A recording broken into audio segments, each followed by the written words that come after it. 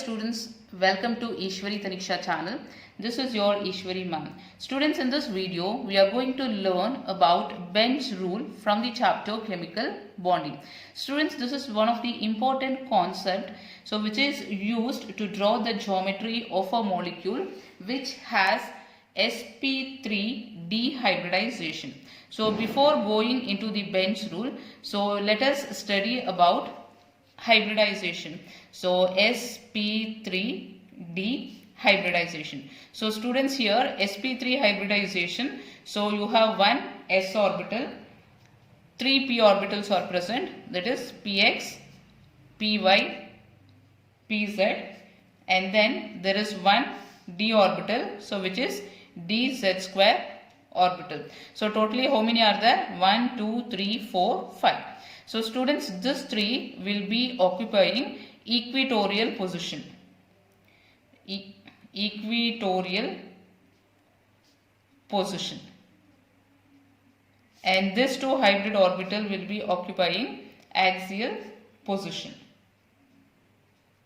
So students, here you see this hybrid orbitals have S character. So see here there is S character, whereas this two doesn't have S character. So if you represent it geometrically, so this is the central atom. So this is one at equatorial position. This is second equatorial position, and this will be the third equatorial position. So two axial positions are there. So this will be one axial position, this will be second axial position. So students, here equatorial position, they will be very close to the nucleus. Why? Because they have S character. So you know that S character will be very close to the nucleus. So that is why they are occupying the equatorial position. Whereas axial positions, if you see, they are far away from the nucleus. So they don't have S character, or they have less S character. Whereas equatorial position hybrid orbitals will be having S character, will be more for them. So using this we will be drawing the structure, geometry of a molecule. So now let us see what is the first point in the Benz rule. A lone pair of electron prefers to occupy that hybrid orbital which has greater percentage of S character. So see here, this is one group, this is second group. So which has more S character here? So this is having more S character, that is equatorial position has more of S character. Therefore lone pair of electron will occupy the hybrid orbital which are present in the equatorial position. So you will write here, lone pair always prefers to occupy equatorial position. So this is the first point. What is second point? More electronegative atom prefers to occupy that hybrid orbital which has small percentage of S character. So here which has small percentage of S character among these two? Axial position. So always electronegative atom will occupy axial position.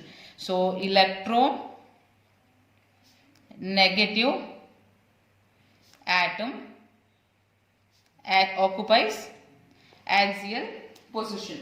So using this two we are going to draw the geometry of a molecule. So first let us take first molecule, that is PCl3F2. So write the geometry for this molecule.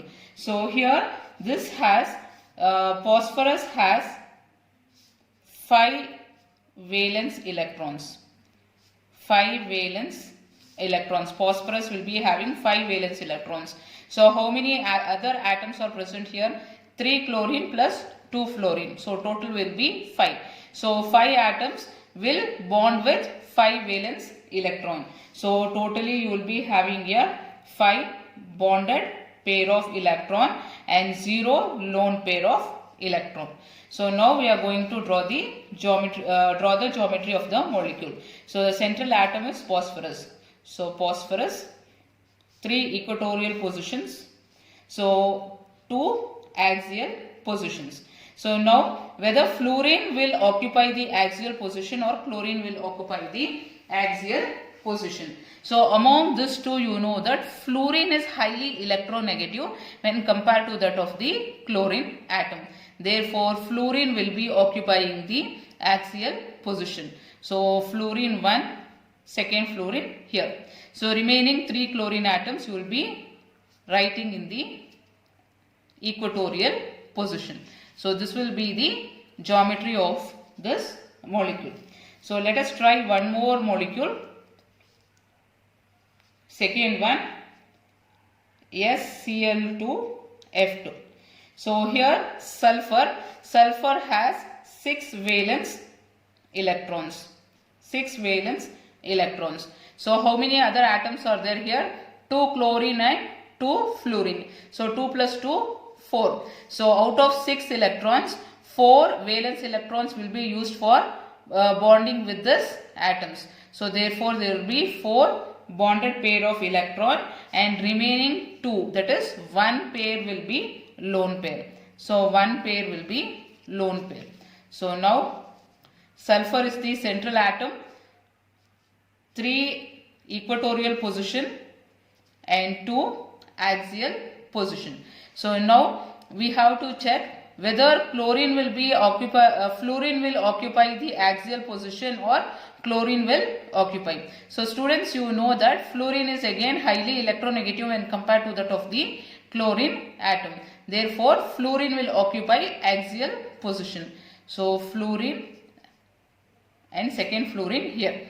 And then 2 chlorine atoms are present. So equatorial position, 1 chlorine, second chlorine. And then 1 lone pair of electrons is present. So here you can write 1 lone pair of electron. So this will be the geometry of this molecule. So we'll take one more example.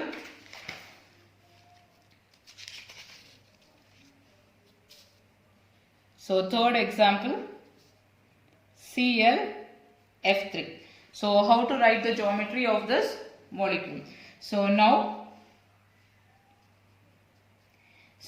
this has 3 bonded pair of electron and then 2 lone pair of electron. So now chlorine is in the center, 3 equatorial position and 2 axial position. So now fluorine atom is present here. So fluorine atom should occupy the axial position. So axial position 1, 2. And then there is one more fluorine atom. So there is no other possibility. So it will occupy one of the equatorial position. So 2 lone pairs are there. So here 1 lone pair of electron and here second lone pair of electron. So here this will be the geometry of the molecule. Okay, so sometimes you can get confused with this structure. So see here, sometimes you can write like this: chlorine here, fluorine, fluorine, fluorine. Then 1 lone pair of electron here, second lone pair of electron here. Whether this structure is correct? So this structure is wrong. This is correct structure. Why? Because lone pair of electron will be always close to the nucleus, because nucleus is positively charged. So that is why lone pair should be close to the nucleus. For that it should be present in the equatorial position, because equatorial position orbitals are very close to the nucleus. So that is why they cannot be present in the axial position. So this is the correct structure geometry of the molecule, not this one. So students, I hope the concept is clear to you. So if you have any queries, you can write it in the comment box. I'll meet you in the next video, students. Bye-bye.